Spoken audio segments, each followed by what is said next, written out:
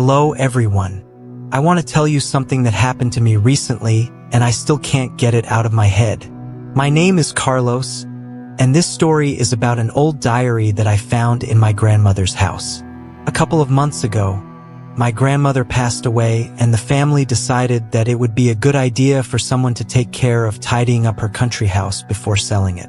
It was a big old house, full of memorabilia and old things. Since I was the only one who had free time, I volunteered to go and take care of everything. My grandmother's house had always seemed to me a quiet place, a refuge in the middle of the countryside. But that time, as I walked in, I felt a strange sensation, as if something wasn't right.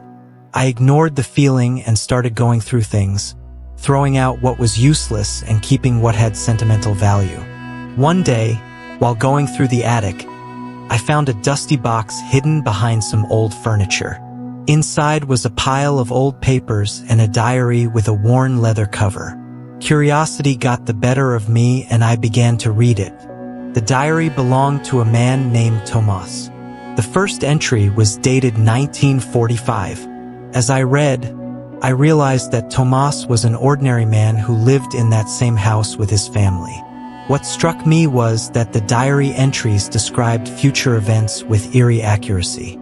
At first, I thought it was just a coincidence.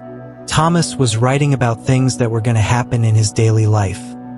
A friend's visit, a minor accident on the farm, things like that. But then, the entries became more obscure and detailed. One entry in particular chilled me to the bone.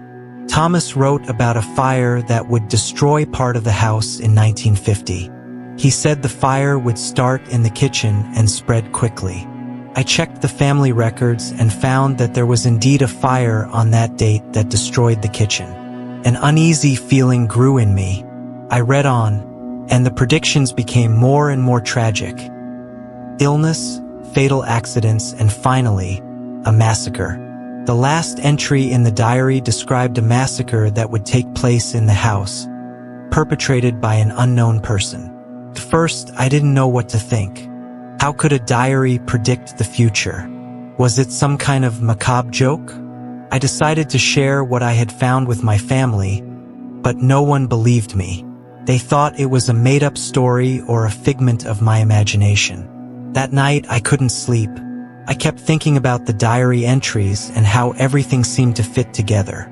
The atmosphere in the house became heavy, almost oppressive. I felt as if something was watching me. To distract myself, I decided to put on some music and continue with the cleaning. The following days were even stranger.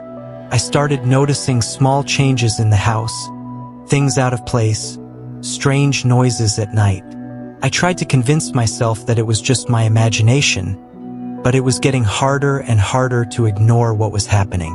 One day, while reading a particularly detailed entry about an accident, the phone rang. It was my cousin, letting me know that he had been in an accident in his car.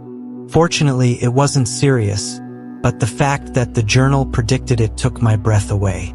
I decided I had to do something. I couldn't just sit idly by while the newspaper's predictions came true. I began researching Tomas and his family, trying to find some connection or explanation. I discovered that Tomas had died under mysterious circumstances and that his family had moved away soon after. No one in town wanted to talk much about him, as if there was some kind of pact of silence.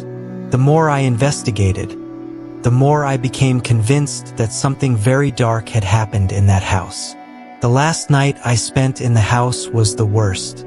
I was reading the last entry in the newspaper, the one that talked about the killing. It said that a stranger would come to the house and murder everyone in the house. I couldn't believe what I was reading, but something inside me told me it was true. Suddenly, I heard a loud noise coming from the kitchen. My heart stopped. I went to see what was going on and found the back door open. My first thought was that someone had broken into the house. I grabbed a knife from the kitchen and started looking around the house. I found no one, but the feeling of being watched intensified. I decided I had better leave, but as I went out, I saw a figure in the doorway. It was a man with a cold, vacant expression on his face. I felt a shiver run through my body. The man didn't say a word. He simply advanced towards me with a knife in his hand. I tried to defend myself, but he was stronger and faster. The fight was brief and bloody. I remember feeling a sharp pain, and then everything went black. I don't know how much time passed, but when I woke up, I was in the hospital. I was told that some neighbors found me unconscious in the driveway. I survived, but the trauma of that night left me scarred both physically and mentally. I never knew who the man was or why he attacked me. The police found no trace of him. The house was sold soon after, and I have since tried to move on with my life. But the shadow of that diary and Tomas' predictions still haunt me. This is my story. Sometimes I wonder if the diary is still there, in some dark corner of the house, waiting for someone else to find it and repeat the cycle. Maybe, after all, some things are better left forgotten.